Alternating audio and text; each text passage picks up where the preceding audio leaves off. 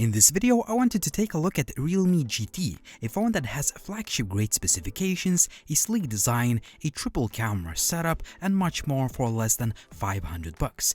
As always, I'll go through the key features and pros and cons of this phone so you can decide if it's right for you.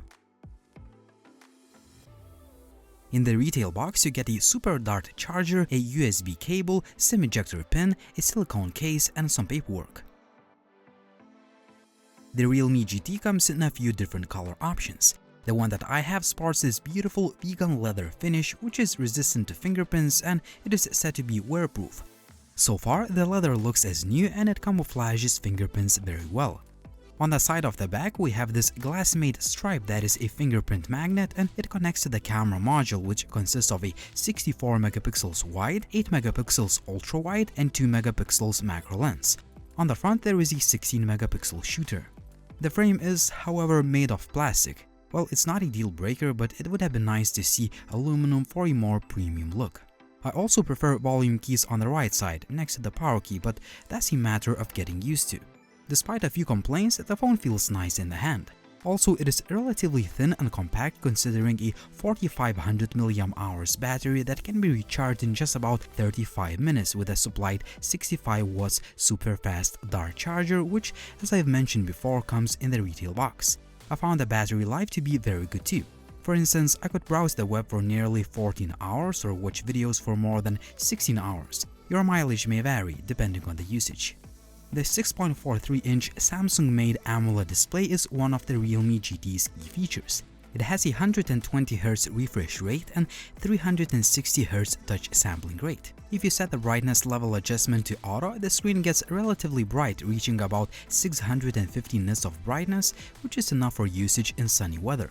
Overall, the screen is really nice, vibrant, and it makes the phone feel incredibly fast and smooth.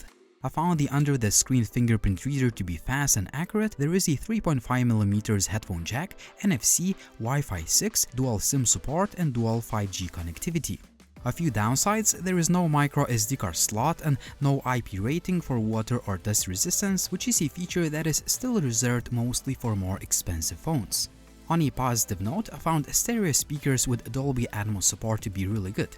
Here is a quick audio test.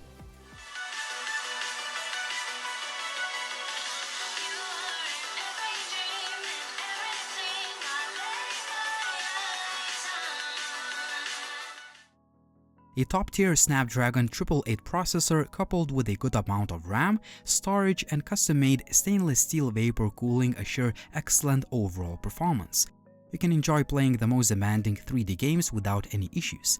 PUBG, Call of Duty, Asphalt Extreme, you name it, all of the games run just fine at the highest visual settings.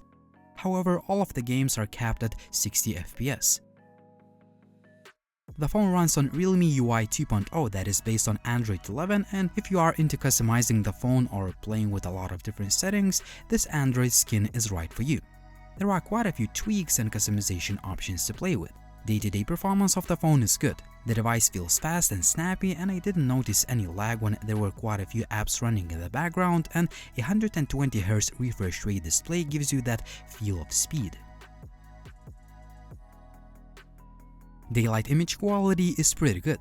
Wide-angle shots are not as sharp as the ones taken with the main lens, but they still look nice. The main camera produces pictures with a good amount of detail and accurate colors, and overall, these are really nice-looking photos. You can also take 2x digital zoom images that have respectable quality. You can also use digital zoom up to 20 times, but as the name suggests, the quality won't be the best. On the other hand, most of the 5x zoom images are usable. Macro lens does not really impress, but the portrait mode allows you to take quite nice photos, albeit with a few artifacts that can be seen if you tend to shoot a lot of objects.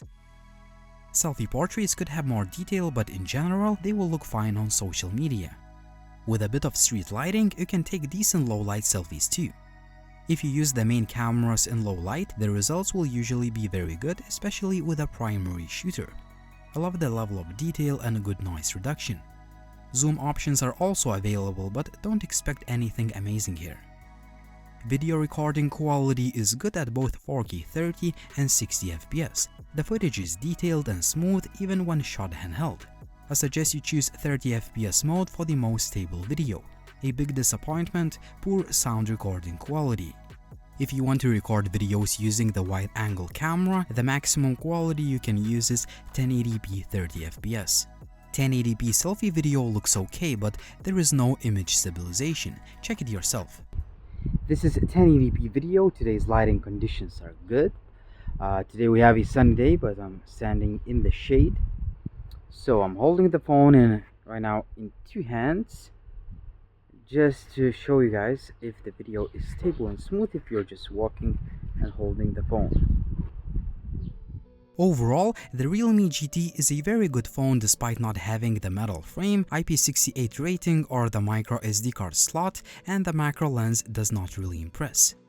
I believe that these are the shortcomings you can live with because this phone offers a great amount of features for the price. A top-tier Snapdragon 888 processor that assures excellent overall performance, good cameras, especially the primary shooter, dependable battery life, super fast charging, good stereo speakers, a headphone jack, NFC, Wi-Fi 6 and dual 5G support. At the end of the day, Realme GT can be recommended as a solid device for the price, despite a few shortcomings. What do you think about the Realme GT? Would you buy this phone or would you choose another option? As always, like the video if you liked it, please subscribe to the channel if you haven't already, and as always, it was Linus, thank you for watching and see you soon.